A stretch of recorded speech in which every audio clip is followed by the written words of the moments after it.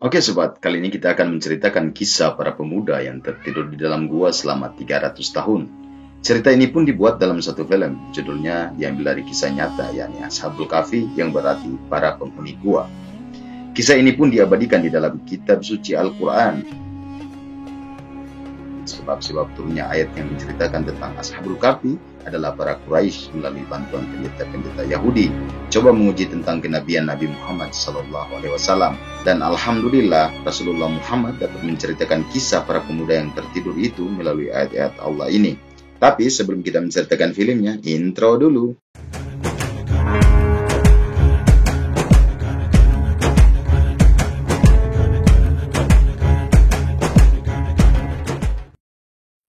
Oke sobat, Ashabul Kahfi ini diabadikan di dalam Quran Surat Al-Kahfi ayat 9. Ikut ayat.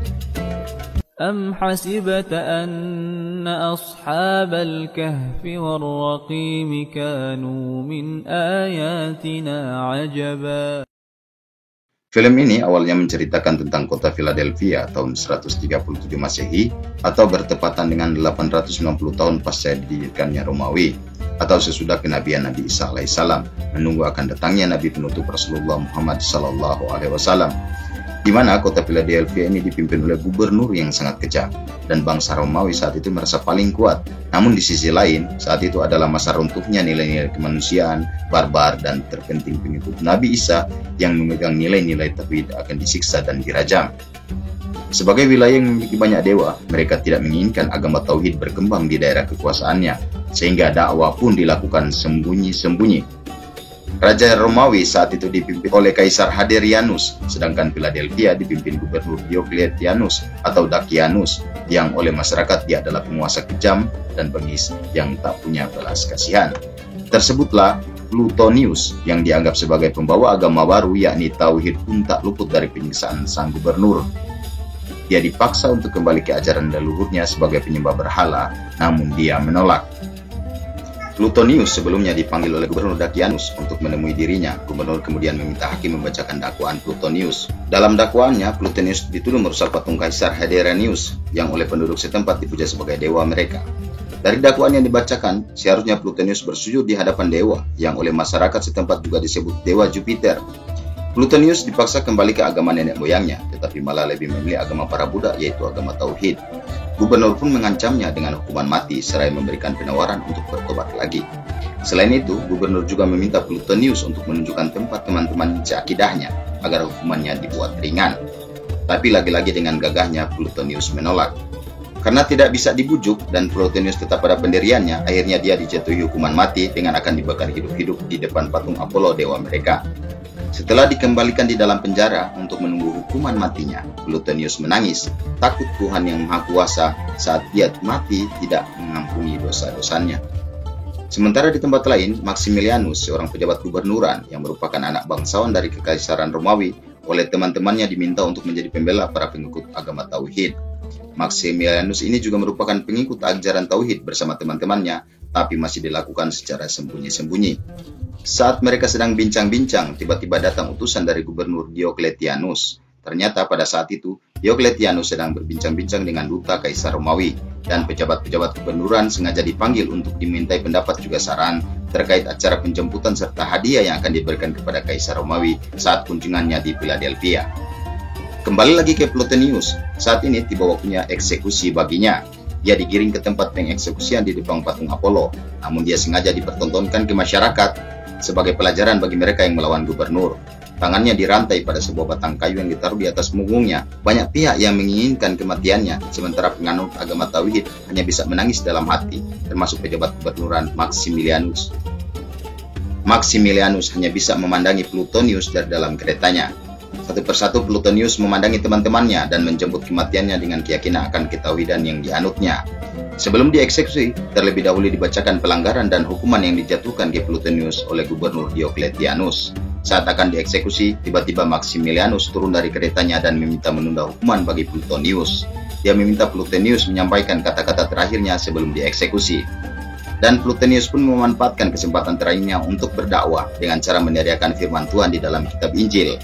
Putra Maryam berkata, kebenaran yang takut kau sampaikan dalam gelap, kelak akan terdengar dalam terang. Iman yang kau sembunyikan dalam kesunyian kelak akan berteriak di dalam keramaian, ujar Plutonius. Hal ini pun sontak membuat para pendeta Yahudi yang telah bersekutu dengan Gubernur Diocletianus dan orang-orang penyembah berhala marah. Sedangkan bagi yang menjalankan tauhid, bertambah keimanannya. Dia pun dibakar hidup-hidup di depan rakyat Philadelphia saat itu. Kembali ke pertemuan gubernur dengan para pejabat gubernuran. Saat sudah selesai berbicara dengan duta dari Kekaisaran Romawi, Gubernur Diocletianus pun kembali ke ruangan. Dan dia coba bertanya di manakah gerangan si Maximilianus, yang saat itu sedang berada di tempat eksekusi Plutonius. Sembari menunggu Maximilianus, sang gubernur memulai rapatnya. Disampaikan kepada penggawa-penggawanya, kehadiran Kaisar Romawi di Philadelphia akan menjadi sejarah baru, sehingga harus dilakukan penyambutan sebaik mungkin. Gubernur Diocletianus juga dengan bangga mengatakan dia pernah terlibat perang bersama Kaisar Hadrianus dan saat Kaisar terpojok, dia pernah menyelamatkannya. Diocletianus pun tak luput dari pujian para perwira-perwiranya, dan saat rapat berlangsung, tiba-tiba Maximilianus muncul. Saat akan memberikan alasan keterlambatannya, dengan sombongnya gubernur mencegahnya dan meminta agar dia yang akan menebak dari mana si Maximilianus. Dia pun berhasil menebaknya bahwa si Maximilianus dari tempat si Plutonius dieksekusi. Meskipun beberapa pejabat gubernuran lainnya yaitu Julius coba menyudutkannya, namun dengan kecerdasan Maximilianus, akhirnya dia dapat menjawab dengan membuat gubernur menjadi tenang. Meskipun gubernur juga mengingatkan agar Maximilianus jangan membuatnya curiga. Gubernur juga tidak bisa berbuat lebih kepada Maximilianus karena kedudukannya sebagai seorang anak dari pejabat kekaisaran. Selain itu, Maximilianus adalah menantu dari gubernur. Si Julius yang coba mencari tahu Maximilianus termasuk mulai curiga bahwa dia penganut tauhid, adalah seorang pejabat yang sangat mencintai istrinya Maximilianus. Maximilianus pun pulang rumah. Rasa bersalah dan sedih hatinya akan kematian Plutonius pun tak bisa ditahannya. Dia pun menceritakan kegundahan hatinya kepada istri tercintanya, yakni Helena, putri dari Gubernur Philadelphia atau Yordania saat ini. Helena pun coba menenangkannya, sementara Maximilianus juga mengatakan jika sang gubernur juga telah mengancam dirinya. Helena juga yang merupakan penganut tauhid mengaku kepada Maximilianus jika ia malu punya ayah seperti Diocletianus. Sementara itu, Azail, mata-mata dari Julius pun melaporkan pengamatannya kepada tuannya itu. Azail pun sangat senang menerima pekerjaan itu, apalagi diberi upah yang besar dari Julius. Sementara itu, teman-teman dari Maximilianus mengamati dari jauh apa yang dilakukan Julius. Oke, kembali lagi kepada Maximilianus dan istrinya Helena. Rupanya percakapan mereka semakin serius, apalagi Helena menceritakan bagaimana Diocletianus dari cerita keluarganya dengan paksa menikahi ibunya. Selain itu, Helena juga melihat bagaimana orang-orang kepercayaan Diocletianus, kemudian diketahui sebagai penganut tauhid, dibunuh dengan sadis. Helena takut itu akan terjadi kepada Maximilianus di kemudian hari. Dan yang paling membuat Helena khawatir juga bingung. Semalam dia bermimpi Dakianus atau Diocletianus membunuh Maximilianus, tapi Maximilianus tetap hidup. Dakianus terus berteriak dan berdiri di antara Helena dan Maximilianus, tetapi ada keanehan di dalam mimpi Helena. Dia dengan suaminya Maximilianus berada di jarak yang sangat jauh dan seperti di dimensi yang berbeda. Helena melanjutkan, pada saat itu yang menjadi penghalang mereka berdua bertemu adalah ayahnya itu. Helena pun heran dalam mimpinya sebab ia semakin tua tetapi Maximilianus tetap muda. Di dalam mimpi Helena, Maximilianus hadir sebagai ayahnya. Namun Maximilianus membesarkan hati Helena bahwa itu semua hanya mimpi. Masih dalam mimpi Helena, dia juga melihat lukisannya yang terpampang di dinding rumahnya. Dia terlahir kembali hadir bersama Maximilianus dan dia juga bisa melihat lukisannya itu sebagai ibunya. Dia merasa sudah mati, tapi di sisi lain dia hidup lagi. Sekali lagi, Maximilianus hanya bisa membesarkan hati istrinya sembari menebar senyuman. Sementara itu, para penganut tauhid terus menjalankan usaha dakwanya, tapi mereka juga semakin khawatir sebagai minoritas. Mereka semakin tertekan di tengah mayoritas penyembah dewa-dewi. Dan mereka juga dalam sebuah pertemuan kecil mengkhawatirkan saudara-saudarinya yang terus dibantai sampai ada yang kembali ke agama nenek moyangnya. Di tempat lain, Azail, orang suruhan Julius, terus memata-matai keberadaan orang-orang penganut agama tauhid.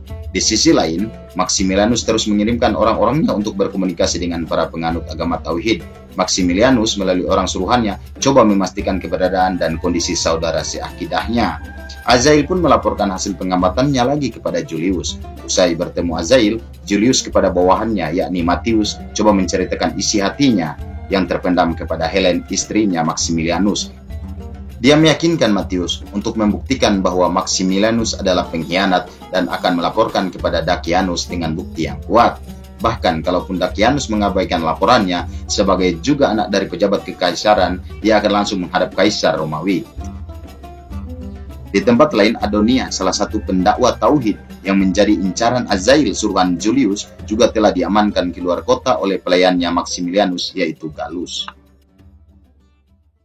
Jasad Plutonus oleh kawan-kawannya Maximilianus akhirnya berhasil diculik di depan kuil Apollo.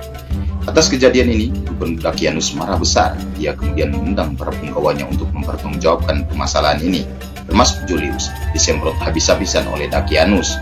Dia menyesalkan sikap para perwiranya, terutama Julius sebagai komandan legiun khusus. Julius pun diberi waktu 3 hari untuk menemukan Adonia, sang pendakwa tauhid, juga mayat Plutonius. Dakianus juga meminta untuk menangkap para penyelamat Adonia dan pencuri jasad Plutonius. Mendapat tugas seperti itu, Julius giat melakukan patroli. Dia pun menyuruh anak buahnya untuk menangkap orang yang dianggap mencurigakan, termasuk orang-orang yang ada hubungannya dengan Adonia. Dia juga berasumsi dengan ditangkapnya para pengikut tauhid, Maximilianus dan Helena juga tak akan tinggal diam. Mereka dinilainya tidak akan dapat menahan diri lagi. Sementara itu, Azail mulai melaksanakan kepicikannya. Satu persatu, orang-orang yang dimata-matainya sebagai pengikut ajaran tauhid didatangi bersama pasukan Dakianus. Mereka pun ditangkap dengan kejinya. Di rumah Maximilianus, bersama dengan kawan-kawan bangsawan seakidahnya, mereka melakukan rapat kecil-kecilan. Temannya menyarankan agar mereka juga menyerang melakukan pembalasan terhadap orang-orang Romawi penyembah berhala. Namun Maximilianus dengan kewibawaannya tidak serta-merta menerima saran itu. Dia meminta kawan-kawannya untuk bersama-sama berpikir bagaimana cara pergerakan mereka untuk menumpas kebatilan ini. Selain itu, Maximilianus juga meminta kepada teman-temannya selagi masih dipercaya sebagai penasihat Dakianus untuk tetap menjaga sikap sembari menunggu waktu yang tepat untuk mereka melakukan perlawanan. Rekan Maximilianus yakni Tilmika juga ditugaskan khusus sebagai tabib istana untuk dapat mengumpulkan informasi sebanyak-banyaknya. Sementara Maximilianus mendapat tugas untuk tetap menjalin komunikasi dengan para pendakwa dan rekan-rekan seakidah. Sementara itu, di luar istana, pengikut tauhid semakin banyak yang tertangkap. Ini akibat dari informasi yang disampaikan Azail kepada Julius. Bahkan, Gallus pelayannya Maximilianus hampir tertangkap karena ulah Azail ini. Beruntung, ada kawan-kawannya Maximilianus sesama penganut tauhid yang menyelamatkannya. Dia pun memberitahu Gallus bahwa kejadian ini adalah karena lolosnya Adonia dan hilangnya mayat Plutonius. Karena tak puas, Azail pun terus mengikuti Gallus. Azail pun melaporkan kepada Julius bahwa orang yang membantu Adonia melarikan diri adalah Gallus. Julius pun memerintahkan Azail untuk terus membuntuti Gallus. Kabar tentang orang suruhan Julius yang terus memata-matai Gallus dan tuannya akhirnya sampai kepada Helena. Dia pun memutuskan untuk menemui ayahnya Dakianus untuk mengadukan hal ini. Sembari mengancam, Helena meminta kepada ayahnya untuk menangani Julius agar bukan ditanganinya dengan caranya sendiri. Saat melaporkan hal itu kepada ayahnya, tiba-tiba Julius muncul. Helena pun langsung beranjak dari tempat istana ayahnya. Dakianus pun langsung angkat bicara kepada Julius. Dia menyinggung persoalan yang diadukan putrinya Helena, yang langsung dijawab oleh Julius bahwa hal itu sengaja dilakukan dengan alasan keamanan menjelang kedatangan Kaisar Romawi, sehingga siapapun tak luput dari pengawasannya. Dakianus tak langsung menerima jawaban Julius. Dia pun menyentil soal keinginan Julius yang besar terhadap putrinya Helena. Julius pun langsung menyatakan bahwa dia akan membuktikan kesetiaannya kepada Dakianus dan Kaisar. Dan Dakianus pun mengiyakan sembari meminta janji Julius tersebut untuk dibuktikan. Julius pun menantang Dakianus untuk membuktikan bahwa Helena dan Maximilianus bersalah.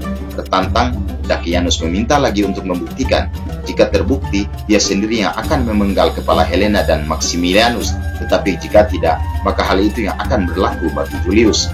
Di suatu tempat, teman-teman Maximilianus yakni Tilmika, Martius, dan Sudilanus sedang mengadakan rapat. Mereka adalah teman-teman Maximilianus yang sedang memikirkan cara untuk membalas dendam. Bahkan sempat terpikirkan oleh Martinus untuk langsung membunuh Dakianus dan Kaisar Hadrianus, namun Sudilanus melarangnya. Dan didapatlah satu mufakat untuk mereka akan membuat kekacauan kecil-kecilan di seputaran istana dan sekitarnya. Hal yang pertama mereka lakukan adalah membebaskan para tahanan yang seakidah dengan mereka. Sontak saja kejadian ini langsung membuat murka Dakianus. Dia pun marah besar. Menurutnya prajuritnya sudah terlalu lemah. Gelandangan pemberontak yang menyerang prajurit dan menyelamatkan para tahanan, tidak ada satupun yang mampu menghalanginya. Dakianus sangat malu, apalagi sampai diketahui oleh Kaisar, di mana Dakianus yang merupakan mantan komandan Legiun 5 Romawi tidak bisa mencegah kekacauan kecil-kecilan seperti itu. Atas kejadian tersebut, Dakianus menaruh curiga kepada orang-orang pengikut tauhid. dan meminta kepada Julius untuk meningkatkan tekanan terhadap mereka. Julius juga mengingatkan kepada Dakianus bahwa yang harus diwaspadai adalah orang-orang dalam, sebab banyak informasi yang berhasil bocor keluar istana. Atas laporan tersebut, Dakianus bertambah marah dan meminta untuk dibuktikan agar dengan tangannya sendiri bisa menghukum para pengkhianat itu. Sementara itu, kaum Tauhid pun terus mendapat siksaan di dalam kota Philadelphia. Martinus dan Tilmika yang kebetulan melihat kejadian itu hanya bisa mengelus dada seraya berkata untuk bersabar. Begitupun dengan Maximilianus, hanya bisa mengelus dada dan berharap kepada Tuhan Yang Maha Esa untuk memberi pertolongan. Kemudian mereka bertiga, Maximilianus, Tilmika, dan Martinus, masuk ke dalam ruangan untuk berdiskusi terkait dengan apa yang terjadi di luar istana. Mereka bertiga pun menghadap Dakianus, coba berdiplomatis, dengan dalih bahwa yang ditangkap Julius, yakni penganut Tauhid, adalah para buruh. Sedangkan saat ini, istana butuh buruh untuk sejumlah perbaikan pembangunan, apalagi Kaisar segera tiba di Philadelphia. Tanpa mereka, pembangunan akan terhenti bahkan terancam gagal.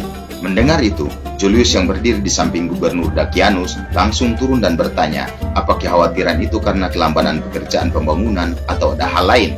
Julius sangat menaruh curiga bahwa ketiga punggawa yang berada di depannya juga pengikut Tauhid. Julius memancing mereka dengan pertanyaannya. Maximilianus yang cerdas pun langsung menggertak bahwa Julius sudah kelewatan batas dan dapat menjaga bicaranya. Bahkan, Maximilianus balik mengancam Julius bahwa betapa pahitnya dituduh, tapi sangat buruk pada akhirnya apabila dia tidak bisa menahan diri. Mendengar itu, Julius pun kecut. Sementara Sudilanus yang juga penganut Tauhid langsung menyela gubernur, apakah pembangunan dapat berjalan tanpa adanya buruh? Dakianus pun akhirnya dapat dipengaruhi. Dia memerintahkan Julius untuk tidak mengusik para buruh sebelum pekerjaan pembangunan selesai dirampungkan. Mendengar itu, Julius keberatan bahwa orang-orang yang ditangkapnya ada hubungan dengan Adonia. Namun, Martinus langsung menyela bahwa apa hanya karena satu orang, Julius akan membantai seisi kota. Tengah dalam perdebatan, mereka pun ditegur oleh Dakianus yang sangat mengkhawatirkan penyambutan kedatangan Kaisar, tapi kota belum sepenuhnya siap. Karena merasa tidak puas, usai pertemuan dengan gubernur, Julius mendatangi Maximilianus bersama Martinus dan Tilmika, seraya mengancam bahwa identitas Maximilianus akan segera terungkap. Tapi Maximilianus menantang untuk membuktikan hal itu dengan sikap yang santai. Maximilianus dan teman-temannya pun segera berlalu. Di luar istana, pembangunan terus dilakukan, termasuk patung Kaisar Hederanius pun dipajang di tengah kota dengan gagahnya. Di sudut kota, Tilmika dan Martinus berbincang soal Julius yang dikalahkan di depan gubernur. Seraya berkata bahwa mereka harus berhati-hati karena pasti Julius akan melancarkan berbagai cara untuk mengungkap identitas mereka. Di tengah kota, Sudilanus dan kawannya juga menyelamatkan satu buruh yang telah ditangkap akibat laporan Azail. Masih di dalam kota, saat itu Gallus sedang menemani Helena untuk berbelanja kebutuhan dapur. Mereka berpapasan dengan prajurit yang sedang membawa orang-orang penganut Tauhid. Helena pun bertanya, mereka mau dibawa kemana? Prajurit itu menjawab, yang kuat akan dijadikan gladiator, sedangkan yang lemah akan dijadikan makanan singa. Pasti ini akan menjadi tontonan yang menarik untuk dipersembahkan kepada Kaisar, ungkapnya. Helena dan Gallus pun hanya bisa berpasrah diri, sembari mengutuk perbuatan tersebut di dalam hati. Tidak puas, Helena segera pulang rumah. Kebetulan Maximilianus bersama teman-temannya sedang di tempat itu. Helena pun langsung mengungkapkan perasaannya bahwa sampai kapan mereka akan diam melihat saudara-saudara mereka dibantai. Maximilianus pun menjelaskan ke istrinya bahwa hal ini sudah disampaikan ke Dakianus, tapi istrinya tidak puas jika hanya buruh yang diselamatkan, sementara yang lain masih mengalami penyiksaan. Obrolan pun ini berlanjut sampai pada usaha penggulingan kekuasaan Dakianus, karena menurut Tilmika, orang-orang penganut Tauhid sudah banyak di negeri Philadelphia, bahkan sampai pada upaya pembunuhan Kaisar menjadi topik pembicaraan mereka. Tapi, lagi-lagi Maximilianus dengan pertimbangan yang matang bahwa hal itu masih sulit dilakukan, sebab Romawi saat ini masih berdiri kokoh. Mereka harus melakukan perubahan yang besar dari masyarakat, karena selama ini masyarakat masih menganggap Kaisar sebagai dewa. Maka posisi Kaisar masih sulit dilumpuhkan. Sehingga mereka berpikir untuk bagaimana cara merubah paradigma berpikir masyarakat Philadelphia khususnya dan Romawi pada umumnya. Dengan begitu, maka Kaisar akan jatuh dengan sendirinya. Tapi untuk mengetahui hal itu, mereka butuh bantuan Tuhan Yang Maha Esa. Sepanjang malam, Maximilianus berpikir keras bagaimana membuat masyarakat sadar bahwa Kaisar hanyalah manusia biasa. ada Tuhan sebenar-benarnya sebagai pencipta alam semesta beserta isinya. Maximilianus pun dalam perenungannya terus berdoa dan meminta petunjuk dalam hati kepada Tuhan yang Maha Kuasa. Gallus, pembantu Maximilianus yang melihat tuannya tidak tidur semalam mendekatinya, seraya mengingatkan tuannya untuk istirahat. Tapi Maximilianus mengatakan bahwa perenungannya belum cukup. Ia akan melanjutkan di dalam gua. Istrinya Helena juga turut menghibur Maximilianus, tapi Maximilianus tetap ngotot bahwa sebelum kaisar tiba di Philadelphia, ia sudah harus mendapat petunjuk dari Tuhan yang Maha Kuasa. Akhirnya, dengan mengendarai kuda, Maximilianus pergi ke gua menunaikan perintah spiritualnya. Ia melewati kota yang sempat dilihat oleh Sudilanus, Martius, dan kawannya yang satunya lagi, dan tanpa sengaja mereka melihat Azail coba membuntuti Maximilianus. Maximilianus pun sampai di gua. Dia segera masuk dan berdoa kepada Tuhan untuk memberinya petunjuk. Dia dengan husuk berdoa bahwa dia tengah dalam kebimbangan, sambil berharap untuk diberi jalan kebenaran yang diridhoi. Azail yang mengintip pun puas karena telah bisa menyaksikan sendiri Maximilianus sudah bukan penyembah dewa, melainkan pengikut ajaran tauhid. Dia bergegas pulang untuk melaporkan hal tersebut kepada tuannya, Julius. Dengan berkuda, Azail segera memasuki kota. Tapi, lagi-lagi, Sudilanus dan kawan-kawannya melihat kedatangannya. Martinus pun coba menanganinya. Azail ditanya apakah membuntuti Maximilianus, namun dia mengelak bahwa dia hanya keluar kota. Tapi Martinus coba meyakinkan bahwa mereka juga penasaran kepada Maximilianus dan akan segera mengungkap pengkhianatan Maximilianus. Martinus juga coba membujuknya dengan memperlihatkan bayaran yang banyak. Akhirnya, Azail buka-bukaan soal tugasnya untuk membuntuti Maximilianus sebagaimana yang telah Julius perintahkan. Azail mengatakan kalau dia telah melihat Maximilianus sedang berdoa kepada Tuhan yang lain selain dewa-dewa mereka. Tapi Martinus mengajaknya ke suatu tempat karena ada hal rahasia juga yang akan disampaikan kepada Azail untuk disampaikan kepada tuannya Julius agar Maximilianus segera bisa tertangkap dan terbukti bersalah. Pancingan ini pun dituruti Azail tanpa menaruh curiga. Dia mengikuti Martinus. Mereka pergi ke gubuk di tengah hutan, tempat pertemuan para penggawa istana penganut tauhid. Sesampainya di tempat itu, Martinus memberikan pedang kepada Azail sambil mengatakan bahwa ia akan menumpas para mata-mata dan informan yang membocorkan rahasia mereka. Juga dia telah melihat Azail telah menerima upah dari Julius, sehingga pedang yang diberikan Martinus harus digunakan baik-baik oleh Azail untuk membela diri, karena Martinus akan membunuhnya di tempat itu. Azail pun ketakutan seraya berkata bahwa dia juga penyembah Tuhan sebagaimana Martinus. Diam-diam, dia mencabut pisau yang diselipkan di pinggangnya dan coba membunuh Martinus. Tapi Martinus dapat menghindarinya dan berhasil menusuk perut Azail. Azail pun tewas bersimbah darah. Di tempat lain, di bawah kaki bukit tempat Maximilianus berdiam diri di dalam goa, terlihat penggembala domba sedang mendekati tempat Maximilianus karena mengejar anak dombanya yang lari mendekati mulut goa. Sampai di tempat itu, si penggembala domba terheran-heran karena ada kuda yang diikat di depan mulut goa. Dia pun coba memeriksa ke dalam, dan alangkah terkejutnya dia, karena ternyata di dalam ada orang yang sedang berdoa, menyebut-nyebut Tuhannya Nabi Isa alaihissalam. Doa Maximilianus pun terhenti, karena gonggongan anjing dari penggembala domba tersebut. Maximilianus pun berpaling ke arah penggembala, karena takut si penggembala langsung melarikan diri. Sementara itu, Martinus usai membunuh Azail kembali ke kota. Dia dijemput Sudilanus dan kawannya. Kemudian mereka bertanya, apa gerangan yang terjadi? Martinus pun memberitahu bahwa Azail sudah terlalu banyak tahu dan layak untuk dilenyapkan. Kembali ke penggembala domba tadi, dia rupanya orang baik. Dia tersentuh dengan keberadaan Maximilianus. Kemudian dia memerah susu domba dan mengantarkan kepada Maximilianus di dalam goa. Tapi lagi-lagi dia terhenti di mulut goa. Dia terhanyut dengan doa-doa yang dipanjatkan oleh Maximilianus. Tanpa sadar, si penggembala domba ini meneteskan air mata. Saat Maximilianus selesai berdoa, dia menemui penggembala tadi. Ternyata diketahui bahwa si penggembala juga adalah penganut tauhid seperti Maximilianus. Dengan rasa gembira bercampur haru, dia memberikan susu domba yang diperahnya tadi kepada Maximilianus. Mereka sejenak istirahat, dan penggembala domba tadi belakangan diketahui adalah Antonius. Setelah dia memperkenalkan dirinya kepada Maximilianus, Antonius pun kagum setelah mengetahui Maximilianus. Dia tahu bahwa Maximilianus adalah penasihat penting Dakianus yang telah memeluk ajaran tauhid. Di tempat terbunuhnya Azail, patroli prajurit gubernuran akhirnya menemukan mayatnya. Kemudian mereka melaporkan kepada Julius. Matius, orang kepercayaan Julius, pun mulai berasumsi bahwa pembunuhnya pasti Maximilianus. Tapi Julius meragukannya karena tidak ada bukti kuat yang menyatakan Maximilianus sebagai pembunuhnya. Apalagi Maximilianus meninggalkan kota selama 4 hari. Menurut Julius, jika Maximilianus melakukannya, pasti dia tidak akan keluar kota selama itu, karena itu akan membuat dia dicurigai. Julius mengatakan kepada Matius kalau mereka akan menyelidiki orang lain, dan sebagai ganti Azail, Matius ditugaskan untuk membuntuti setiap gerak-gerik Maximilianus. Sementara itu, Helena, Sudilanus, dan Tilmika bersama istri-istri keduanya sedang berdiskusi terkait dengan penyiksaan kaum Tauhid dan kepergian Maximilianus keluar kota. Tilmika pun menanyakan kapan Maximilianus akan kembali kepada Gallus, tapi Gallus tidak bisa memastikannya. Terlebih, Maximilianus memilih berdiam diri di dalam gua untuk meminta petunjuk.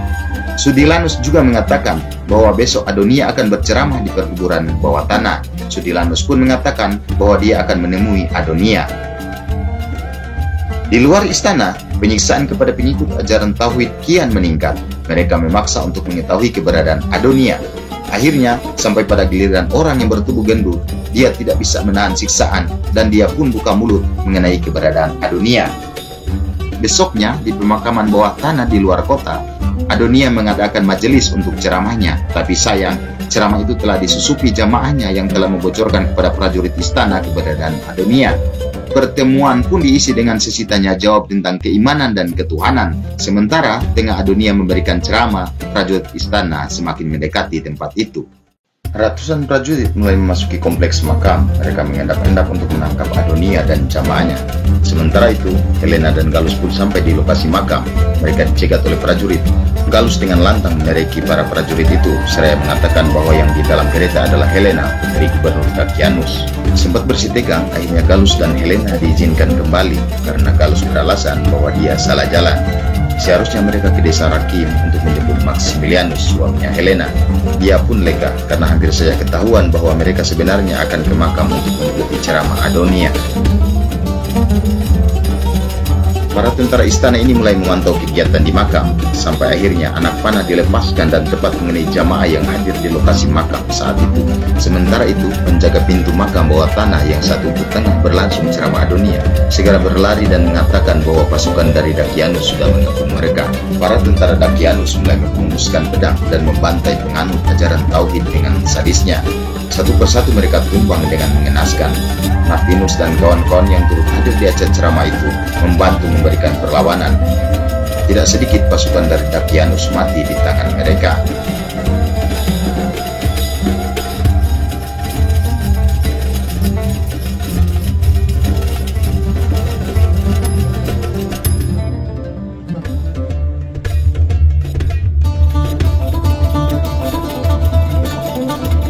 Akibat dari serangan itu, ratusan nyawa melayang dan tak sedikit juga menjadi tawanan. Penganut ajaran Tauhid, si gendut yang telah membelot pun ditanya oleh tentara siapa di antara para tawanan yang bernama Adonia. Agar tidak ada lagi korban yang jatuh, Adonia pun dengan sikap tenang langsung berdiri. Dia pun digiring oleh pasukan gubernuran. Saat di depan pintu makam, si pengkhianat pun dicampakkan. Dia memohon maaf kepada Adonia, dan Adonia pun coba memahami bahwa pasti dia telah mendapat siksaan yang berat hingga berani buka mulut. Adonia pun memohon agar Tuhan mengampuni dosa pengkhianat itu. Di sisi yang lain, Martinus bersembunyi sambil melihat perlakuan para prajurit itu kepada Adonia dan jamaahnya. Mereka digiring untuk mendapatkan hukuman. Martinus segera pulang. Dia menemui Tilmika dan istrinya untuk mengabarkan bahwa Adonia telah ditangkap. Tak berselang lama, Gallus dan Helena juga tiba di tempat itu. Mereka bersedih hati atas kejadian tersebut. Helena menawarkan agar dia yang akan bicara dengan ayahnya, namun dilarang oleh Tilmika. Tilmika khawatir bahwa ayahnya tidak akan mendengarkan dan malah memberi Helena hukuman. Mereka juga sepakat akan mengambil keputusan setelah Maximilianus pulang rumah. Tilmika juga membesarkan harapan jika dia punya teman hakim yang diharapkan bisa membantu saudara-saudara seakidah mereka. Di tengah kota, Gubernur Dakianus sedang mengadakan ritual persembahan kepada dewa mereka. Saat kegiatannya, tiba-tiba Julius muncul, melaporkan bahwa Adonia telah ditangkap. Mendengar laporan Julius, dengan bangganya Dakianus menyebut bahwa setelah diberi persembahan, Apollo sangat cepat mengabulkan keinginannya. Dakianus juga meminta kepada Julius untuk menghukum Adonia sebelum diadili. Sementara itu, Sudilanus, Tilmika, dan Martinus ngobrol terkait bagaimana cara menyelamatkan Adonia sekalipun nyawa taruhannya. Di dalam penjara, Adonia dirantai kaki dan tangannya. Perwira gubernuran yakni Matius yang bertugas menjaga Adonia terus-terusan berupaya membujuk agar Adonia kembali ke dewa-dewa mereka. Namun Adonia tetap pada pendiriannya. Dia pun disiksa sampai pingsan.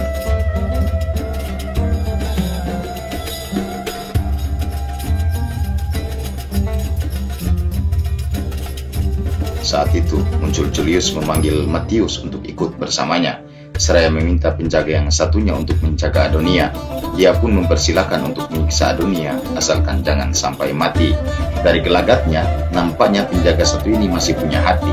Malah dia memberikan air minum untuk Adonia. Saat Adonia sadar, ia terus-terusan berbicara tentang firman-firman Tuhan hingga membuat pengawal yang satu tersebut berpikir keras bahwa dia juga sudah salah mengambil sikap terkait kepercayaan yang dianutnya. Oke, lanjut. Tibalah saatnya Adonia digiring ke hadapan hakim. Pengadilan pun menantinya. Dia dijerat dengan hukuman atas upaya mempengaruhi orang-orang untuk meninggalkan kepercayaan nenek moyangnya. Saat itu, Tilmika turut mendampingi hakim. Tilmika pun ambil bicara. Dia mengatakan bahwa ada kesempatan bagi Adonia untuk bertobat. Hakim pun memberi kelonggaran. Jika Adonia mau bertobat di depan umum, maka hukumannya akan diringankan. Namun Adonia dengan tegas menolak. Dia mengatakan bahwa jalan pertobatannya sudah lama dia temukan. Malah balik Adonia yang mengajak hakim ini untuk bertobat kembali kepada ajaran tauhid sebagaimana yang telah dibawa oleh Nabi Isa alaihissalam. Hakim itu malah menertawakan Adonia. Namun Tilmika sekali lagi membujuk untuk memberikan beberapa hari agar mereka bisa sadar dan bertobat. Padahal sebenarnya Tilmika sedang meminta beberapa hari untuk mereka melakukan siasat. Pada jamaah yang lain, hakim mengiyakan. Tetapi kepada Adonia, hakim memutuskan untuk dia akan disalib sampai mati untuk menjadi pelajaran bagi yang lain. Pengawal yang mulai bergetar hatinya akan ajaran tauhid mulai ragu dan sesekali merenung saat ditugaskan untuk mengantar kembali para tahanan. Dia pun coba mendekati Adonia sambil berkata, mengapa dia terlihat bahagia padahal akan dihukum mati. Adonia dengan tenang menjawab, aku mengenal dewa-dewa kalian, tapi kamu tidak mengenal Tuhanku. Jika kamu mengenalnya, maka kamu akan sangat rindu untuk segera bertemu dengannya. Pengawal itu pun hanya bisa diam, dan aliran tauhid semakin kuat masuk ke dalam hatinya. Sementara itu, di gubuk di tengah hutan, Martinus, Sudilanus, dan Javanus dalam satu pembicaraan serius. Martinus mengaku sudah tidak tahan atas penyiksaan yang terus dilakukan terhadap saudara-saudara mereka. Namun, Javanus coba menenangkannya. Martinus juga melanjutkan, jika besok Kaisar akan datang dan mereka mudah sekali mendekati Dakianus sehingga mudah untuk membunuhnya. Tapi Sudilanus dengan senyum mengatakan, Dakianus mati tidak sulit bagi raja untuk mencari penggantinya. Intinya, mereka harus merubah paradigma berpikir masyarakat tentang Tuhan yang sebenar-benarnya. Jika demikian, Martinus menyarankan agar sekalian dengan Kaisar yang mereka bunuh. Namun, lagi-lagi mereka ragu atas tindakannya akan mengakibatkan lebih banyak lagi yang dibantai atas kematian Kaisar nanti. Mereka pun bingung dan meminta kepada Tuhan petunjuk yang diridhoi atas masalah yang tengah mereka hadapi. Di dalam penjara, Adonia terus berceramah karena ternyata banyak juga pengikut tauhid yang sudah salah pemikirannya, termasuk kedudukan Isa yang mereka anggap sebagai penebus dosa. Adonia mengatakan jika Isa hanya manusia dan penunjuk jalan yang telah diutus oleh Tuhan. Mereka pun menangis dan bersyukur telah bertemu Adonia sehingga mereka terhindar dari kesesatan yang nyata. Dan dalam kegelapan malam, Adonia bersama para pengikutnya dibawa di satu tempat. Sebelum dihukum, dibacakan dakwaannya yang rata-rata bagi mereka adalah hukuman mati di atas kayu salib. Mereka pun dengan tegar berdoa kepada Tuhan agar mereka diterima dengan baik di sisinya kelak ketika mereka telah mati. Akhirnya pagi tiba, Adonia dan kawan-kawannya masih dibiarkan sampai dengan keadaan tidak berdaya di atas kayu salib. Sementara itu, di gua tempat Maximilianus bermunajat kepada Tuhan yang Maha Esa, dengan sabarnya sudah beberapa hari dia terus memohon petunjuk dari Sang Pencipta. Antonius, sang pengembala, juga tak henti-hentinya selalu menemui Maximilianus. Dia di mulut goa selalu mendengarkan doa-doa yang dipanjatkan Maximilianus, termasuk terdengar olehnya cahaya yang akan datang di Gunung Faran. Antonius juga bertanya tentang cahaya yang akan datang di Gunung Faran, sebagaimana doa Maximilianus tadi. Maximilianus kepada Antonius mengaku bahwa dia menantikan janji Nabi Isa tersebut, bahwa Gunung Faran yang dimaksud adalah gua tempat Nabi Ibrahim menempatkan Hajar dan Ismail, dan di sana pula sang terpuji Ahmad atau Muhammad akan muncul dari sana. Itu yang diharapkan Maximilianus untuk problem yang mereka hadapi saat ini. Dan dari hasil diskusinya dengan Antonius, ternyata Maximilianus mendapat petunjuk. Dia pun segera bergegas meninggalkan gua. Di tempat lain, sekelompok pendeta Yahudi sedang lewat di tempat Adonia dan sahabat-sahabatnya dieksekusi dibiarkan sampai mati. Mereka yang sudah tidak berdaya dibiarkan di atas kayu salib sebagai pelajaran bagi orang-orang yang lewat di tempat itu. Saat melihat Adonia, para pendeta Yahudi itu hanya bisa tertawa lepas. Bahkan mereka melempari Adonia dan sahabat-sahabatnya dengan batu. Maximilianus pun tiba di tempat itu. Dari kejauhan dia melihat kejadian yang menimpa Adonia dan sahabat-sahabatnya. Maximilianus pun menutupi wajahnya dengan selendang yang dia pakai. Kemudian dia masuk dan menerjang para prajurit yang menjaga. Seketika melihat itu, pendeta-pendeta Yahudi itu pun lari tunggang langgang bersama dengan prajurit yang masih bisa menyelamatkan diri. Meski mendapat penyiksaan dan lemparan batu, Adonia masih belum mati. Dia masih sempat berbicara dengan Maximilianus, dan Maximilianus ngotot untuk menyelamatkannya. Tapi baru ingin menyelamatkannya, tiba-tiba rombongan prajurit datang. Maximilianus pun harus buru-buru pergi agar identitasnya tidak terbongkar. Di dalam istana, Dakianus sedang berlatih pedang dengan Fidias. Saat itu muncul Maximilianus. Dakianus langsung menyambutnya dan ingin bertanya dari manakah dia. Maximilianus dengan tenang menjawab bahwa ternyata di sepanjang jalan banyak yang akan dilalui kaisar, banyak aktivitas kaum tauhid. Bahkan Maximilianus berkata bahwa kemungkinan besar akan ada teror ke kaisar. Mendapat jawaban itu, Dakianus merasa lega dan berkata bahwa pertanyaannya dari mana Maximilianus adalah pertanyaan yang diutarakan Julius, dan berharap Julius puas dengan jawaban dari Maximilianus. Maximilianus dan Tilmika pun segera berlalu. Dari raut wajah Julius, dia sangat kesal dan marah kepada Maximilianus. Maximilianus pun tiba di rumah. Dia disambut anak dan istri serta keluarganya. Namun suasana bahagia itu tidak berlangsung lama. Maximilianus langsung diberitahu soal Adonia. Namun Maximilianus menjawab bahwa dia sudah tahu. Bahkan sepeninggalnya dia coba menyelamatkan Adonia. Dia masih di atas kayu salib menunggu kematiannya. Helena pun khawatir apa mereka juga akan bernasib sama dengan Adonia. Namun Maximilianus dengan tenang menjawab bahwa tidak lama lagi semua ini akan berakhir. Helena mengungkapkan dia kembali mimpi buruk. Di dalam mimpinya, dia sudah mati tapi lukisan dirinya hidup. Dalam mimpinya, Helena keluar dari bingkainya. Menurut Helena, Maximilianus kebingungan saat melihat Helena keluar dari lukisannya tersebut. Di dalam mimpinya, dia melihat dirinya sebagai ibunya sendiri. Lalu untuk menenangkan Helena, Maximilianus memindahkan lukisan Helena ke tempat yang hanya Maximilianus sendiri yang tahu, agar istrinya bisa tenang. Usai percakapannya dengan Maximilianus, Gallus segera mengingatkan bahwa saat ini Dakianus segera akan mengadakan penyambutan kepada kaisar. Meski tidak ingin, tapi terpaksa, Maximilianus pun turut serta di dalam penyambutan ini. Di luar gerbang, rombongan kaisar dan prajurit Romawi memasuki kota Philadelphia. Saat rombongan melewati Adonia, yang saat itu sudah tidak bernyawa, bukan memberi simpati, malah mereka menganggap hukuman mati lebih pantas sebagai pengkhianat. Kaisar Hadrianus bersama rombongan pun memasuki istana.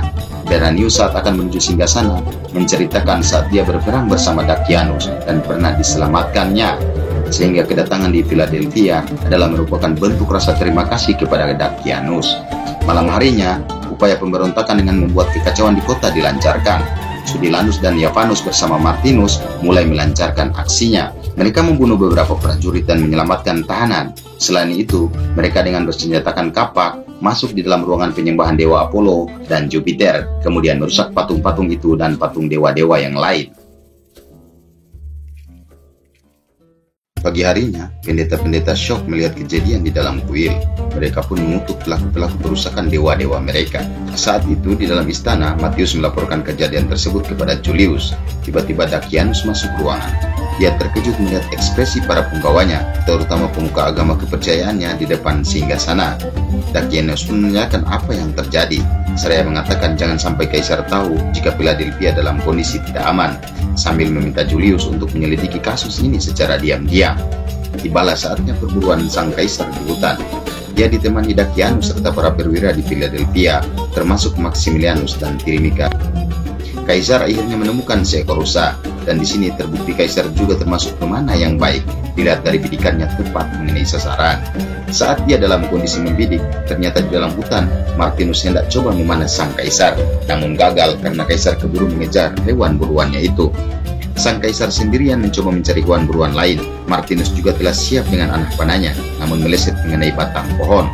Saat Martinus akan memanah kaisar lagi, tiba-tiba datang prajurit dari arah belakang dirinya.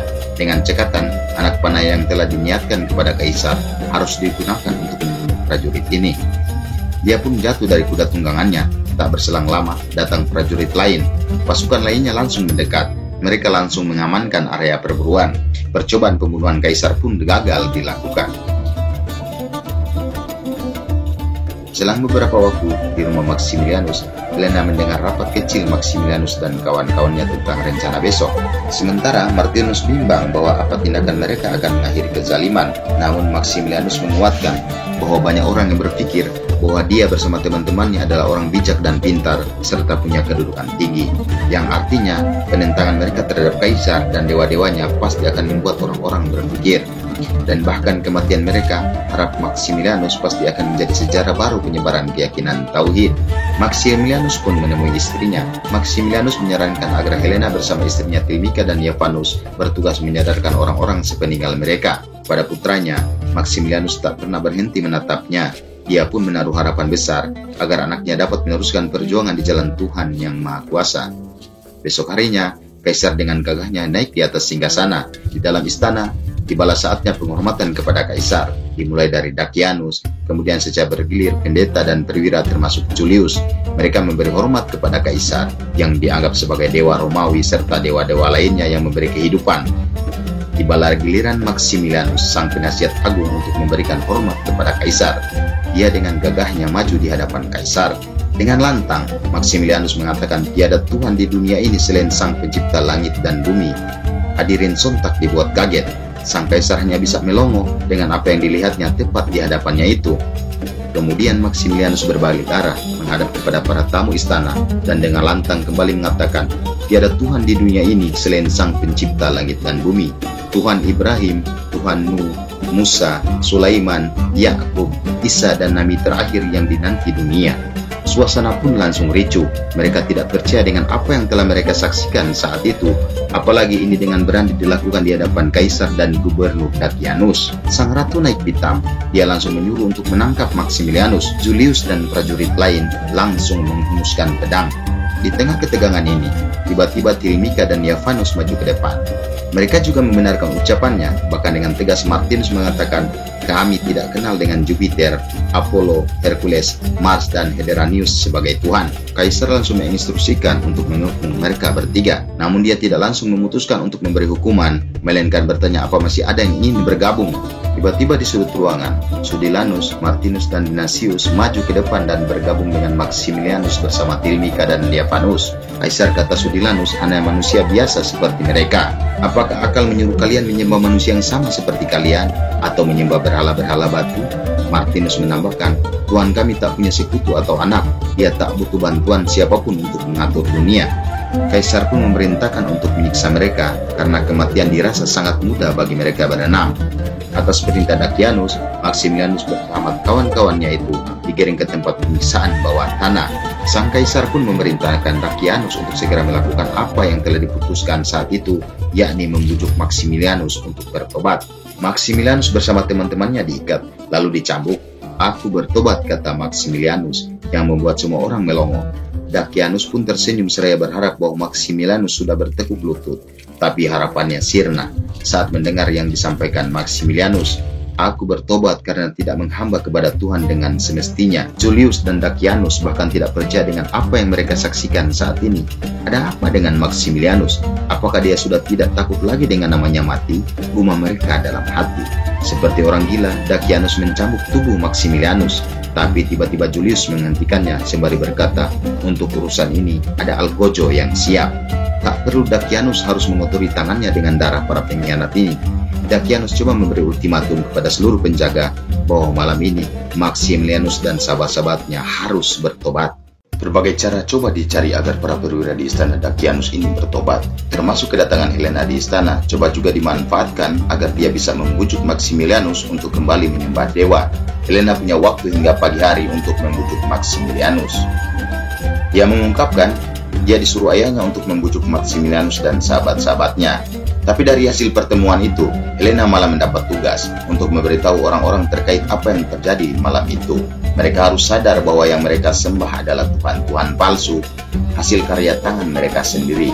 Maximilianus juga mengatakan istri sahabat-sahabatnya agar dipanggil tinggal bersama Helena, biar mereka lebih kuat menanggung cobaan dari Sang Pencipta. Saat akan keluar dari ruang tahanan, dia bertemu penjaga Fidias. Fidias yang hatinya mulai terisi tauhid, pelan-pelan melangkah maju sambil berkata, orang-orang mulia ini katanya tidak boleh mati. Dia menatap wajah mereka satu persatu. Helena pun berlalu.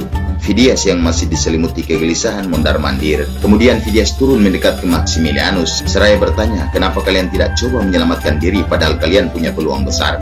Martinus kemudian menjawab, sebenarnya mereka juga ingin selamat, tapi selamat dari dunia ini. Fidias semakin bingung dan penasaran. Dia coba mendekat dan bertanya, selamat dari dunia lalu kemana? Martinus menjawab, mereka akan kembali ke haribaan Tuhan kami. Fidias semakin penasaran. Dia ke hadapan Maximilianus dan bertanya, untuk apa menukar kehidupan ini ke kehidupan yang belum jelas adanya? Dengan tenang Maximilianus menjawab, hidup itu jelas ada Fidias. Mustahil ribuan nabi jujur memberikan janji bohong. Taruhlah kata Maximilianus mereka hidup lama, tapi untuk apa mereka hidup? Untuk tunduk kepada penguasa zalim dan Tuhan palsu? Makin penasaran Fidias coba bertanya lagi, bagaimana jika mereka terbunuh? Ternyata janji itu bohong. Tidak ada akhirat, tidak ada Tuhan, tidak ada pahala. Bagaimana kalau semua itu tidak nyata? Maximilianus dengan tenang menjawab, bagaimana kalau itu nyata? Fidias kemudian meninggalkan mereka sambil berkata, percayalah bahwa itu tidak nyata. Padahal dalam hatinya telah menerima itu, namun dia sendiri ingin lebih meyakinkan diri lagi. Di luar ruang tahanan dia mondar-mandir sambil terngiang-ngiang kata-kata Maximilianus, bagaimana jika Tuhannya Nabi Isa dan akhirat itu nyata? Siapa akan rugi Fidias? Itu yang membuat dirinya makin ragu dengan kepercayaannya saat ini yang menyembah dewa-dewa. Dia juga teringat akan kata-kata Adonia, aku mengenal Tuhan-Tuhan kalian, tapi kalian tidak mengenal Tuhanku. Andai kau mengenalnya, kau pasti maklum kenapa aku begitu menemukannya. Fidias hanya bisa menghela nafas panjang. Kepercayaannya akan ketahui dan mulai merasuk kuat di hatinya Fidias. Dia pun memerintahkan prajurit agar mengabari Julius bahwa Fidias akan memaksa mereka untuk tobat malam ini. Saat itu, tinggallah Fidias bersama dengan Maximilianus dan kawan-kawannya. Fidias mencoba mendekati Maximilianus dengan keyakinan yang pasti. Dia kemudian memotong rantai-rantai yang mengikat Maximilianus dan teman-temannya itu. Kemudian Fidias dengan mantap bertanya, apakah Tuhan kalian sudi menerima aku? Tentu saja, kata Maximilianus. Tapi sebelumnya Fidias harus beriman kepadanya. Kemudian Maximilianus menyuruh agar Fidias mengikuti ucapannya. Kepada Fidias dia dibimbing untuk menyebut kalimat tauhid, persaksian bahwa tiada Tuhan selain pencipta langit dan bumi, Tuhan Ibrahim, Tuhan Musa, Tuhan Isa, dan Tuhan Nabi yang terakhir yaitu Ahmad, dan Tuhan yang telah mengutus para nabi untuk membimbing manusia. Kemudian Fidias, Maximilianus, dan sahabat-sahabatnya saling berpelukan menerima saudara baru seakidah mereka, yakni Fidias. Kemudian Fidias membimbing mereka ke pintu keluar, tapi saat Maximilianus dan kawan-kawannya sudah berada di luar, Fidias mengunci pintu tahanan. Dia berniat akan menghalau prajurit pengawal dan akan mengorbankan nyawanya untuk keselamatan Maximilianus dan sahabat-sahabatnya. Tiba-tiba Matius masuk ruangan. Melihat Fidias menyelamatkan tahanan, Matius geram. Keduanya pun terlibat pertarungan sengit. Fidias berhasil merobohkan Matius, namun dia tidak tegah membunuhnya. Tiba-tiba datang lagi satu orang prajurit yang membantu Matius melawan Fidias. Mendapat perlawanan yang tidak seimbang, Fidias berhasil dilumpuhkan. Dia mendapat tikaman pedang di pinggangnya. Kemudian saat menghadapi sakaratul maut, Fidias kepada Tuhan Sang Pencipta berseru, "Meskipun terlambat mengenalmu, tapi terimalah aku di sisimu." Fidias pun menghembuskan napas terakhirnya. Usai membunuh Fidias, si pengawal itu segera menghadap Dakianus. Dia pun melaporkan bahwa Maximilianus dan kawan-kawannya berhasil melarikan diri berkat dari bantuan Fidias. Dakianus yang sedang murka memerintahkan untuk melakukan pengejaran serta penguasaan ketat ke seluruh isi kota. Maximilianus dan kawan-kawannya coba bersembunyi mencari jalan keluar untuk lari. Di luar istana, prajurit sudah ada di mana-mana. Maximilianus pun mengajak kawan-kawannya untuk lari ke rumahnya sambil mempersiapkan hal-hal untuk mereka lakukan selanjutnya. Kemudian Maximilianus ke ruang rahasianya, tempatnya menyimpan lukisan Helena. Saat mereka akan masuk ke ruang rahasia, tiba-tiba prajurit sampai ke rumah Maximilianus. Sementara di luar pintu rumah, prajurit berteriak minta izin untuk masuk menggeledah rumah Helena. Kemudian mereka masuk dan menggeledah setiap sudut ruangan, dan tak satu pun dari mereka menemukan tanda atau petunjuk keberadaan Maximilianus. Julius masih curiga, kemudian matanya tertuju di satu ruangan. Gallus coba menahan sembari berkata kalau itu hanya ruang perpustakaan, tapi Julius memaksa bahkan menendang pintu ruangan itu. Sampai akhirnya Julius menemukan dinding yang mencurigakan. Dia memerintahkan prajuritnya untuk mendorong lemari, sehingga nampak di belakang lemari ada pintu rahasia. Sementara Maximilianus dan kawan-kawannya telah sampai di ujung lorong bawah tanah. Merasa aman, mereka pun naik. Dengan tali dan pengait yang dibawa dari rumah Maximilianus, mereka berhasil melewati tembok istana. Julius dan prajuritnya di dalam lorong sudah semakin mendekati Maximilianus. Tapi beruntung, saat Julius berhasil naik ke atas, Maximilianus dan kawan-kawannya sudah berhasil melewati tembok istana. Dan ternyata Gallus coba mengikuti prajurit dari belakang. Ketika Julius dan prajuritnya pergi, Gallus muncul di dalam persembunyiannya. Dia sangat senang melihat Maximilianus dan kawan-kawannya berhasil lolos. Ini merupakan berita penting dan bahagia untuk disampaikan kepada Helena dan teman-temannya. Di luar gerbang, Maximilianus dan kawan-kawannya berencana untuk lari ke dalam hutan sambil memikirkan langkah selanjutnya. Sementara di dalam istana, Julius kembali untuk melaporkan hasil pencariannya kepada Dakianus. Dakianus memerintahkan agar mereka berhasil ditangkap sebelum pagi, dan saat Kaisar bangun mereka sudah harus di istana lagi. Setelah ditinggal Julius, Dakianus hanya bisa menghela nafas. Di dalam benaknya, apa yang akan dilakukan Kaisar terhadap dirinya jika Maximilianus tidak ditemukan. Di dalam kota, pencarian terus dilakukan tapi tidak membuahkan hasil. Sementara itu, di luar kota, Maximilianus terus masuk ke dalam hutan. Dalam percakapan mereka, diputuskan mereka akan ke desa Rakim yang tak jauh dari pusat kota. Saat ini Maximilianus dan kawan-kawannya sudah tiba di desa Rakim. Maximilianus menemui Antonius, sang pengembala domba, yang dikenalnya saat dia bermunajat di dalam gua tak jauh dari desa Rakim. Mereka disambut langsung oleh Antonius. Maximilianus mengatakan mereka melarikan diri dari Dakianus karena mereka telah menjatuhkan harga diri Kaisar dan Dakianus serta tuhan-tuhan palsu mereka. Tiba-tiba dalam percakapan dan candaan, Maximilianus berdiri dan berjalan pelan, seakan ada sesuatu yang memanggilnya. Dia berjalan ke arah jendela rumah Antonius sambil memandang bulan. Di dalam kepalanya seperti ada suara, ya mungkin mirip firman Tuhan yang juga disampaikan kepada nabi-nabi yang mulia. Suara itu sangat jelas bagi Maximilianus. Ini setelah kalian berpaling dari kaum itu dan sesembahan mereka, berlindunglah ke gua hingga Tuhan merahmati dan menyelesaikan urusan kalian. Begitu bunyi suara yang didengar Maximilianus. Setelah itu, Maximilianus mengharap kawan-kawannya seraya berkata bahwa ia mendengar suara yang menyuruh mereka untuk berlindung ke dalam goa. Gua tempat biasa Maximilianus pergi yakni di Bukit Angelus. Karena hari itu telah pagi, Antonius berkata kepada Maximilianus bahwa mereka harus pergi. Mumpung pagi masih sepi, satu persatu mereka pun keluar rumah menuju ke goa di Bukit Angelus. Akhirnya Maximilianus dan kawan-kawannya berhasil naik bukit, tapi ada seseorang yang sedang lewat bersama keledainya melihat mereka naik bukit.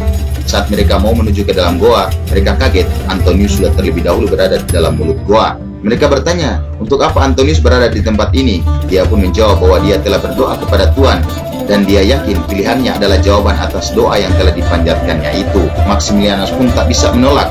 Tiba-tiba, Kitmir, anjing peliharaan Antonius juga muncul. Anjing ini pun dimarahi oleh Antonius. Saat akan dilempar, Maximilianus mencegah. Maximilianus juga yakin bahwa anjing yang ikut ini juga sedang mencari sesuatu seperti yang mereka cari saat ini. Mereka akhirnya masuk ke dalam goa. Di dalam ternyata suasananya sangat luas. Ada beberapa batu yang bentuknya seperti meja dan tempat duduk bahkan untuk berbaring. Sementara di luar, prajurit terus melakukan pencarian. Tidak ketinggalan, bubuk yang sering digunakan teman-teman Maximilianus untuk rapat juga ditemukan oleh prajurit ini, termasuk senjata-senjata dan busur panah yang pernah coba digunakan untuk membunuh Kaisar waktu berburu. Sementara itu, Kaisar pun bangun. Dakianus dan orang-orang di dalam istana tak lepas dari pelampiasan kemarahan. Satu persatu orang-orang di dalam istana dimarahi termasuk Dakianus. Dakianus berjanji akan segera menangkap mereka. Kaisar pun mengiyakan dengan catatan hari ini dia akan ke Yerusalem sebelum dia kembali ke Philadelphia. Para pengkhianat itu sudah harus ditemukan. Kalau tidak, maka Dakianus tidak akan selamat dan bernasib malang.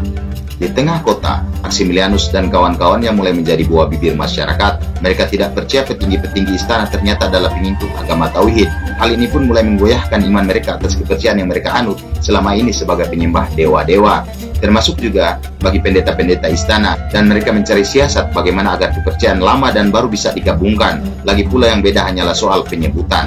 Termasuk mereka akan memainkan isu di tengah masyarakat dan menyamakan kedudukan dewa-dewa mereka dengan Tuhan dan utusan penganut Tauhid. Di antaranya Jupiter dan Tuhan itu sebenarnya adalah satu wujud. Apollo adalah anak dewa Jupiter. Mereka juga ingin mengatakan bahwa Isa adalah anak Tuhan, sehingga diharapkan mudah diterima oleh masyarakat.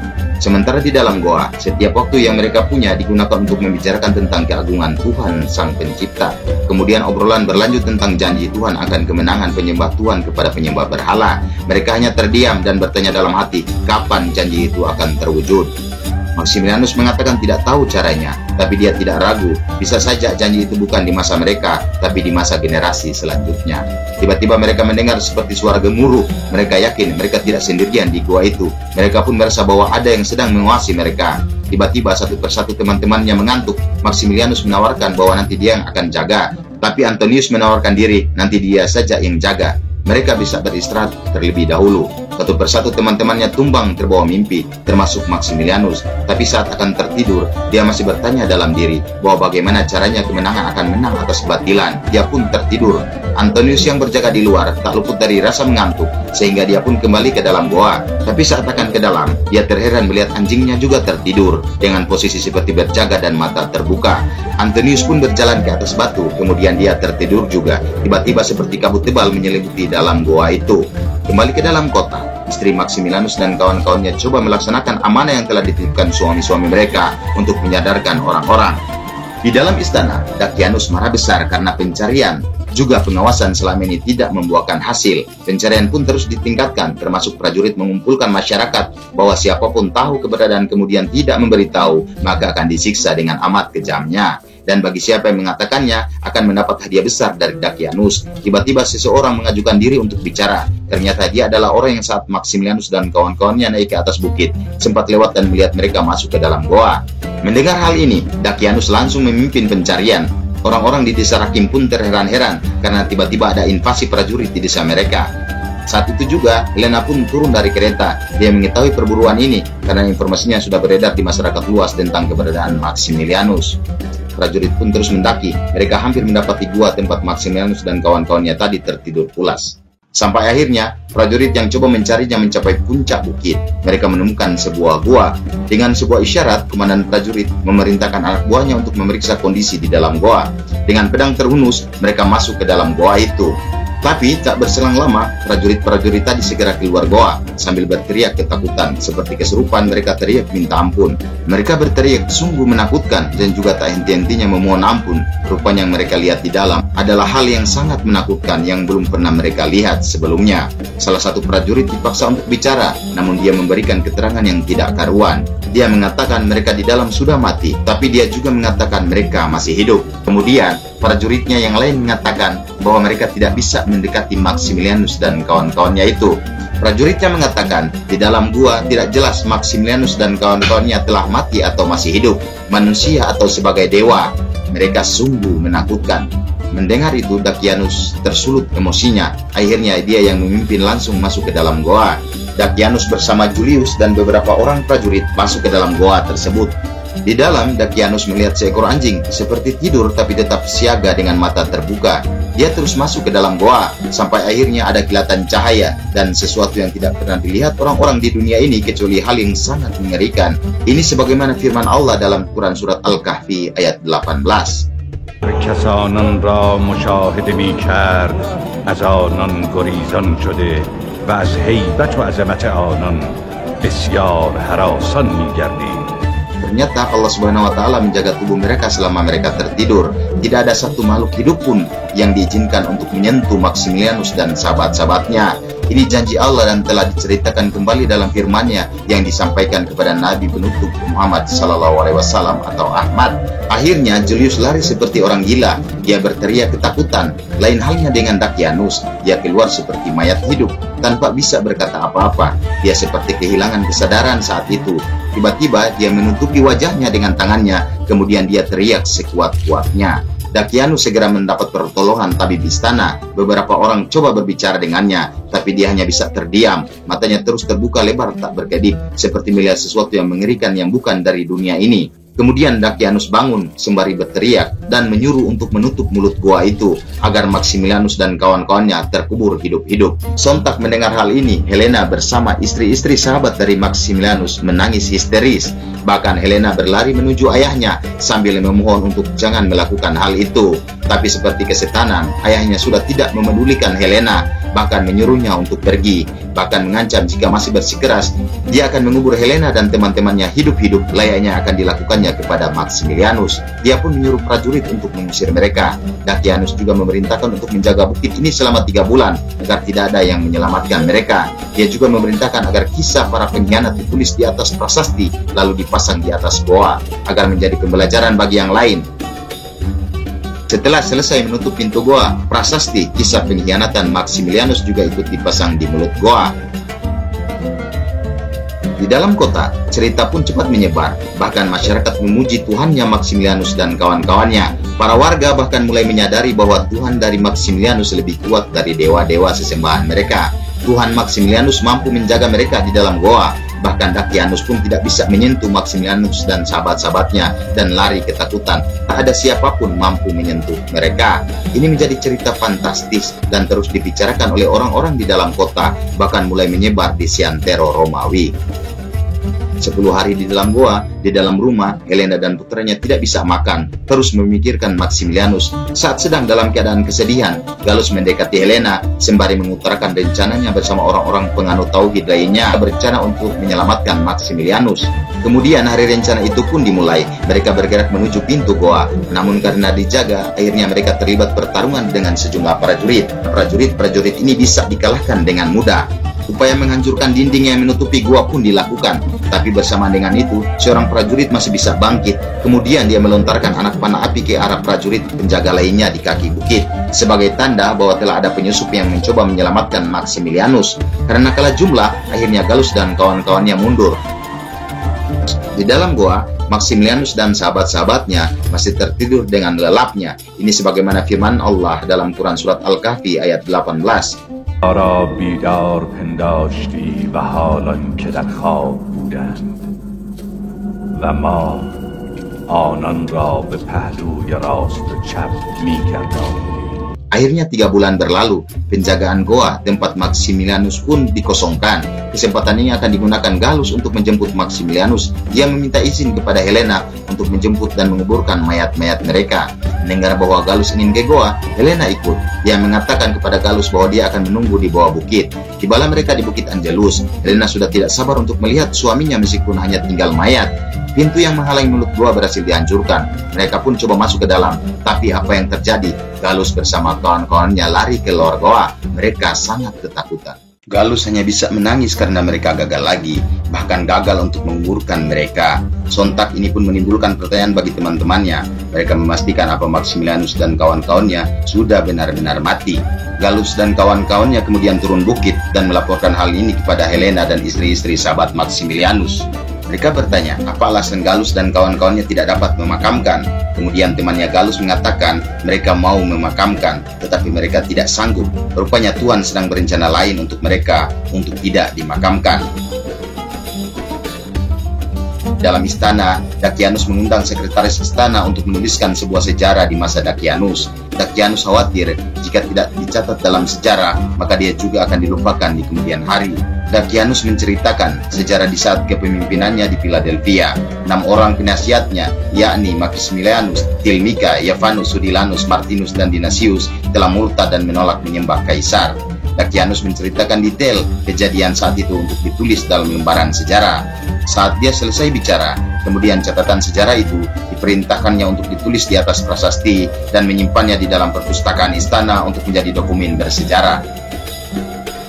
Keesokan harinya di dalam rumah, Helena memeluk anaknya erat. Mereka memandangi lukisan Maximilianus dan sangat rindu akan kehadirannya.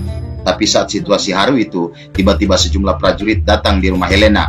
Mereka bersama Julius yang memerintahkan prajuritnya untuk menggeledah rumah Helena, mencari bukti bahwa Helena dan keluarganya juga penganut agama Tauhid. Saat penggeledahan rumah majikannya, Gallus segera menemui Petrus, salah satu penganut ajaran Tauhid yang pernah bersama Gallus coba menyelamatkan Maximilianus di dalam gua tetapi gagal karena banyaknya prajurit. Dia adalah pelatih para gladiator. Kemudian Gallus menceritakan apa yang tengah terjadi. Petrus naik pitam dan dia berniat akan membunuh Julius. Dengan tombak di tangan yang baru digunakannya untuk latihan, dia mencari Julius dan tak butuh waktu lama dia pun melihat Julius. Saat itu Julius baru pulang dari rumah Helena dengan berkuda. Tombak yang disembunyikannya dalam kain kemudian dikeluarkan dan dilemparkan tepat mengenai dada Julius. Dia pun jatuh dan tak lama kemudian menghembuskan nafas terakhirnya. Petrus coba lari, tapi prajurit sudah mengepungnya. Dia melakukan perlawanan, tapi karena tidak seimbang, dia bisa dilumpuhkan. Tebasan pedang mengenai punggung belakangnya, dan hampir bersamaan sebuah tikaman mengarah ke arah perutnya.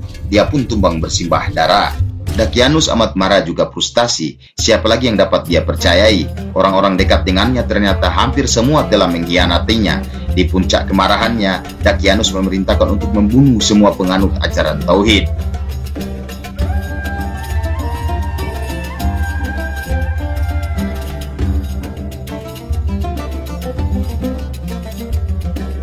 Saat pembantaian ini, selang beberapa waktu ada surat yang datang dari Romawi, di mana memberitahukan bahwa Kaisar Hadrianus telah wafat 3 hari setelah kembali dari Yerusalem. Dakianus sangat terpukul, sebab Kaisar adalah orang yang dapat melindunginya dari konspirasi orang-orang Roma yang akan menggulingkan kepemimpinannya. Tapi kemudian dia tertawa bangga, karena ternyata yang menggantikan Hadrianus adalah putranya Antoninus. Dakianus yakin kedekatannya dengan Antoninus ini akan kembali menguatkan posisinya. 20 tahun berlalu, di dalam gua diperlihatkan Maximilianus dan kawan-kawannya masih tertidur pulas. Mereka tidak tahu apa yang sedang terjadi saat ini. Sementara Dakianus juga telah menemui ajalnya di tangan penguasa zalim seperti dirinya. Saat itu di setiap sudut negeri pemberontakan oleh kelompok-kelompok kecil terus dilakukan. Hal ini dimanfaatkan oleh Helena dan anaknya untuk terus melakukan dakwah.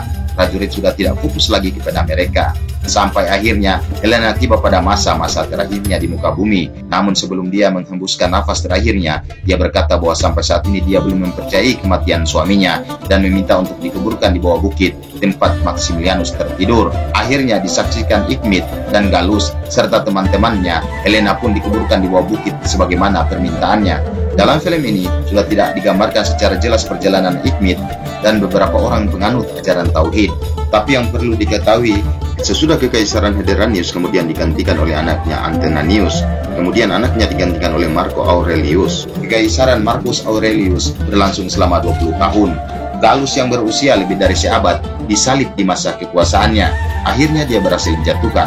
Selanjutnya, Kamet yang mengambil alih tahta dan berkuasa beberapa lama. Namun Kamet juga pada akhirnya dibunuh oleh penguasa lain di Roma. Dalam situasi saat ini, penindasan kepada para penyembah Tuhan mulai terabaikan. Hari demi hari jumlah pengikut Nabi Isa alaihissalam terus bertambah.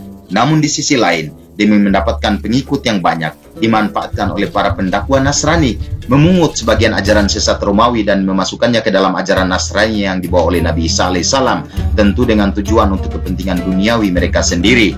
Para penyembah Tuhan ini mengalami masa tenang selama kurang lebih seabad, kemudian kekuasaan jatuh ke tangan Decius. Masa-masa relatif tenang ini kemudian berubah lagi ke masa pembantaian. Tetapi kekuasaan Decius hanya 2 tahun. Dia berhasil digulingkan oleh Valerian. Dalam era kepemimpinannya menjadi masa paling kelam kepada para penganut ajaran Nasrani. Namun seperti para pendahulunya, Valerian tidak berkuasa selamanya. Kematian Valerian menjadi masa-masa tenang bagi penyembah Tuhan. Tapi di saat itu, Gereja Roma memperluas pengaruhnya dan Kardinal Agung Roma digelari Paus atau Bapak. Sampai akhirnya setelah 200 tahun setelah masa Maximilianus, Kaisar Konstantin memeluk agama Nasrani. Dengan demikian, 3 abad setelah Nabi Isa alaihissalam, Kekaisaran Romawi tunduk kepada agama beliau. Simbol-simbol salib sebagai pengingat Nabi Isa alaihissalam, disalib pun mulai banyak bermunculan di tempat-tempat peribadatan, yang kemudian tempat-tempat ibadah Nasrani ini disebut gereja. Dakwah pun mulai dilakukan secara terang-terangan tanpa takut ada yang mengawasi. Di Bukit Angelus kembali diperlihatkan Maximilianus dan kawan-kawannya yang masih terbaring di atas batu. Tiba-tiba angin berembus masuk ke dalam gua. Nampak terlihat jari-jari mereka bergerak, tanda mereka masih hidup. Sampai pada akhirnya Maximilianus terbangun dari tidur panjangnya itu, disusul teman-temannya yang lain. Sarang laba-laba yang menutupi mulut goa pun keluar dengan sendirinya akibat embusan angin yang masuk ke dalam goa. Saat akan bangun, Maximilianus merasakan sedikit kaku di seluruh tubuhnya, sampai akhirnya dia berhasil duduk. Dia juga menyuruh teman-teman yang lain untuk segera bangun. Satu persatu teman-temannya mulai meregangkan tubuh. Mereka heran, hanya tidur sehari tapi tubuh mereka seakan tidur di waktu yang lama. Bukan hanya mereka yang terbangun, ternyata anjingnya si pengembala domba yakni Antonius juga ikut terbangun. Dia pun menggonggong di dalam goa. Teman-teman Maximilianus coba berdiri, tapi mereka merasakan kaku yang amat sangat di seluruh tubuh. Masih terheran-heran karena hanya sehari mereka tidur, tapi tubuhnya semua terasa kaku. Mereka pun coba berjalan keluar goa sambil melihat keadaan sekitar, khawatir kalau prajurit dari Dakianus sedang berada di lokasi itu. Saat keluar dari goa, mereka terheran-heran sudah banyak berubah di mulut goa, termasuk banyak batu-batu di tempat itu. Di waktu pagi hari saat mereka masuk tidak seperti itu keadaannya. Saat masih dalam suasana keheranan, satu di antara mereka mengatakan bahwa dia sudah lapar. Begitupun dengan teman-temannya yang lain. Antonius pun menawarkan diri, dia akan ke desa Rakim untuk mencari bekal. Antonius pun segera berangkat ke desa Rakim, tempat di mana dia tinggal. Kitmir, anjingnya pun turut serta mendampingi tuannya itu. Saat tiba di desa Rakim, Antonius kembali dibuat kebingungan. Semalam saat ditinggal lari ke gua, desa itu masih utuh. Kini telah hancur dan tersisa hanya puing-puing peninggalan desa itu sendiri. Ini sungguh aneh, kata Antonius. Merasa keanehan semakin menjadi-jadi, Antonius kembali ke goa untuk melaporkan hal itu kepada Maximilianus dan sahabat-sahabatnya. Seperti ketakutan, Antonius mengatakan bahwa desa Rakim telah hancur dan sudah tidak berpenghuni. Sontak Maximilianus dan teman-temannya langsung keluar gua untuk memantau desa Rakim. Apa pasukan Dakianus yang melakukannya? Teman-teman Maximilianus yang lain mengatakan, mungkin saat prajurit tiba di desa Rakim dan tidak menemukan Maximilianus dan kawan-kawannya, mereka marah dan menghancurkan desa Rakim. Maximilianus menawarkan diri agar dia sendiri akan ke kota mencari bekal makanan. Tiba-tiba saat turun dari bukit, Maximilianus mendapat sebuah makam. Dia bertanya dalam hati, makam siapakah ini? Dia belum pernah melihatnya sebelumnya. Bahkan saat mereka lewat pagi hari ke goa, makam itu belum ada. Tibalah Maximilianus di gerbang kota. Dia tidak lupa menutupi kepalanya dengan kain agar tidak dikenali. Tapi saat melihat gerbang kota, dia kembali terheran-heran sebab suasananya telah berubah. Maximilianus menghampiri seseorang dan bertanya di manakah toko roti. Kemudian orang itu memberitahu tempatnya. Maximilianus langsung ke tempat penjual roti yang disebutkannya itu. Saat itu beberapa potong roti pun diambil Maximilianus. Dia kepada penjual roti memberikan beberapa keping uang. Tapi saat menerima uang itu, penjual roti tadi keheranan. Dia meneliti dengan seksama uang logam yang diberikan Maximilianus. Kemudian dia menghampiri temannya sembari berkata, kita sedang beruntung, orang asing itu memberi kita harta karun. Mereka pun bertanya kepada Maximilianus, hai orang asing, berapa banyak uang logam seperti yang kamu temukan? Merasa heran, Maximilianus balik bertanya, apa maksud pertanyaanmu? Dikatakan Maximilianus itu adalah uangnya. Kemudian penjual roti tadi mendekat sambil berkata, jangan coba menipu mereka, dan kembali bertanya, kapan dan di mana kamu menemukan harta karun ini? Dengan polos, Maximilianus menjawab, aku tidak mengerti maksud kalian. Kalau kalian mau, silakan ambil uang itu dan tidak usah memberikan kembaliannya. Saat hendak pergi, Maximilianus kembali didatangi dua orang penjual roti tadi, seraya membujuk untuk memberitahu tempatnya dan bersama-sama mereka akan membaginya dengan rata. Tapi karena Maximilianus tidak mengerti ucapan mereka, dia pun coba berlalu dan segera meninggalkan tempat itu. Mereka pun coba menghalangi jalan Maximilianus, bahkan mereka juga berteriak dengan lantang bahwa orang asing ini yakni Maximilianus menemukan harta karun dan dia coba untuk kabur. Maximilianus pun terpojok karena sudah dikelilingi banyak orang. Mereka memaksa dia untuk segera memberitahu keberadaan harta karun itu. Tapi bersamaan dengan itu datanglah prajurit yang segera melerai. Mereka pun melaporkan Maximilianus. Dan alhasil dia pun digiring oleh prajurit tadi dan diikuti oleh orang-orang yang penasaran ingin melihat dan memperoleh informasi dari Maximilianus terkait keberadaan harta karun itu. Maximilianus digiring di hadapan hakim.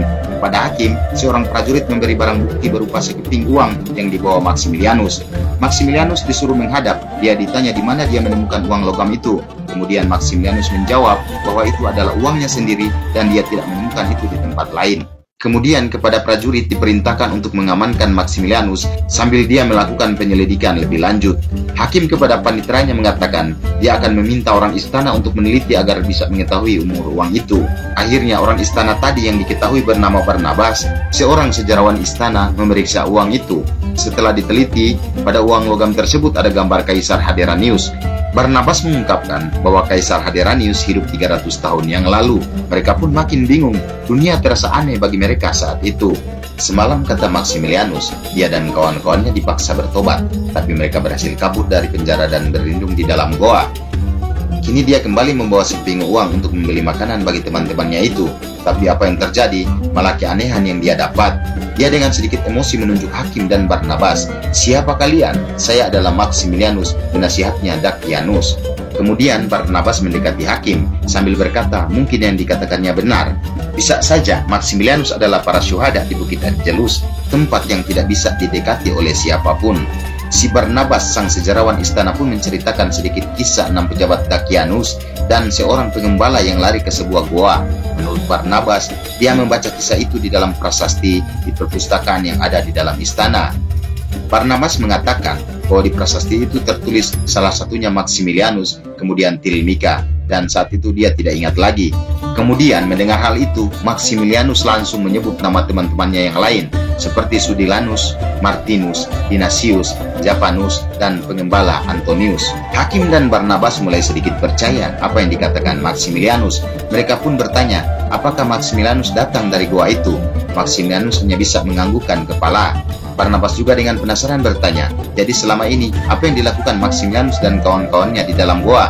Maximilianus menjawab bahwa dia dan sahabat-sahabatnya hanya terlelap dalam tidur. Barnabas, seorang sejarawan yang dalam hatinya mulai percaya dan penasaran, akhirnya bersama Hakim menemui Maximilianus. Mereka berkata bahwa rumah Maximilianus cukup dikenal di kota ini. Bisakah dia tunjukkan di mana rumahnya? Maximilianus pun mengiyakan sembari berharap rumahnya juga tidak mengalami perubahan layaknya kota ini. Dengan masuk dari arah gerbang kota, akhirnya dia bisa kembali menemukan rumahnya. Namun, Hakim sedikit tertawa mengejek sebab rumah yang ditunjuk Maximilianus adalah rumah kakek Arius. Akhirnya, perjalanan dilanjutkan. Maximilianus sudah tepat di depan pintu rumahnya. Akhirnya pintu rumah diketuk dan sesuatu yang tidak bisa dibayangkan keluar menyambut dari pintu itu. Maximilianus terperangah dan seakan tidak percaya bahwa yang menyambut mereka adalah Helena, istrinya tercinta. Melihat hal itu, sontak saja Maximilianus langsung memanggil nama Helena, yang membuat wanita yang memang mirip Helena itu hanya bisa melihatnya dengan perasaan aneh dan terheran-heran. Wanita yang dipanggil Helena itu kaget, kemudian bertanya, "Anda siapa?" Maximilianus hanya terdiam, karena memang dia sudah sadar bahwa dia tidak hidup di zamannya lagi. Tapi yang membuatnya penasaran adalah wanita yang muncul tepat di depannya sangat mirip dengan istrinya. Wanita yang mirip Helena itu segera masuk untuk memberitahukan kedatangan tamu kepada kakeknya. Dia pun kaget saat menoleh ke dinding. Ternyata lukisan datuknya mirip dengan orang yang ada di luar tadi. Melihat hal itu, kakek Arius segera bertanya kepadanya, yang tak lain adalah Maria, cucu kakek Arius. Kemudian Maria pun menceritakan bahwa di antara tamu di luar ada orang yang sangat mirip dengan lukisan itu. Saat itu, muncullah kakek Arius didampingi Maria dan pendeta Filos. Kemudian, Maximilianus bertanya kepada kakek Arius, "Siapakah pemilik rumah ini?"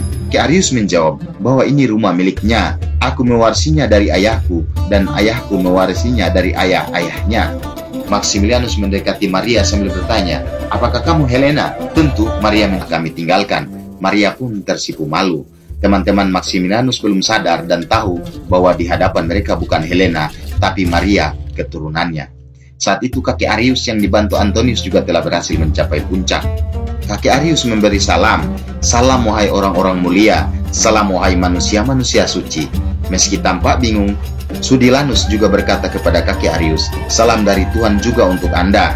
Tapi saat itu dia segera tersadar dan bertanya kepada kakek Arius, "Kamikah yang Anda maksud orang-orang suci?" Kakek Arius hanya mengangguk. Kemudian Maximilianus mengajak kawan-kawannya ke dalam goa untuk mencicipi makanan yang dibawanya sambil akan menjelaskan apa yang sebenarnya telah terjadi. Di dalam kota, ribuan prajurit dan masyarakat bersiap untuk menemui orang-orang suci. Akhirnya, Gubernur Philadelphia, Theodos bersama ribuan orang lainnya tiba di kaki bukit Angelus. Sementara di dalam goa, Maximilianus menceritakan kejadian sebenarnya yang terjadi kepada mereka semua. Pada sahabat-sahabatnya, dia berkata untuk bersyukur atas nikmat Tuhan ini karena telah mengabulkan doa-doa mereka. Doakan kapan kebenaran mengalahkan kebatilan. Doa saat kita mengadukan penindasan serta kebodohan orang-orang penyembah berhala, serta doa-doa lainnya. Sungguh Tuhan yang Maha Kuasa telah memperlihatkan kuasanya ini, kata Maximilianus. Saat mendengar panjang lebar penyampaian Maximilianus, mereka semuanya menangis. Dionysius dengan derayan air mata berkata, sebesar inikah kasih Tuhan kepada orang-orang seperti kita, demi menyelamatkan kita dari kebimbangan dan keraguan, sampai melakukan mukjizat sebesar ini. Kemudian Maximilianus berkata, ternyata hanya satu tirai yang dapat menutupi kebenaran dari kita, yaitu tirai waktu. Sementara itu, ribuan bahkan jutaan orang berdatangan dan berkerumun di bawah kaki bukit Angelus. Di dalam goa, Maximilianus mengajak teman-temannya untuk menemui kakek Arius dan Maria. Dia memperkenalkan orang-orang zaman sekarang kepada sahabat-sahabatnya itu. Mula-mula Arius diperkenalkan oleh Maximilianus. Menurutnya, Arius adalah generasi ke-15 keturunannya, dan Maria adalah cucunya Arius yang juga adalah keturunan Maximilianus.